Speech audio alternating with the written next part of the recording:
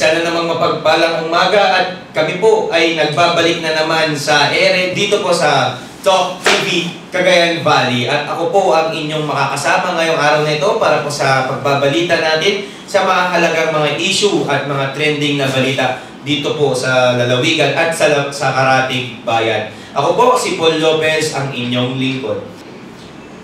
Pinagtibay ng 7th City Council at ng mga kapulisan sa syudad ng Tuguegarao ang pagbabawal po sa pillion riding dahil po takaw aksidente nito, itong pillion riding. Kung makikita po natin na itong mga motorsiklo na nakikita po natin ay pandalawahan at hindi po pang tatluhan.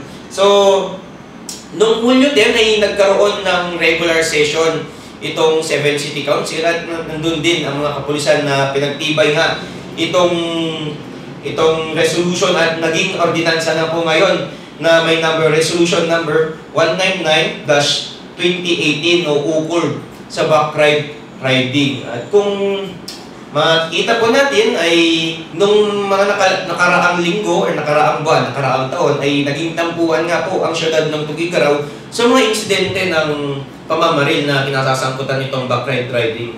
Ngayon naman ay pinag-aaralan naman ng mga kapulisan dito po sa syudad ng Tuguegarao kung paano naman ito maiiwasan.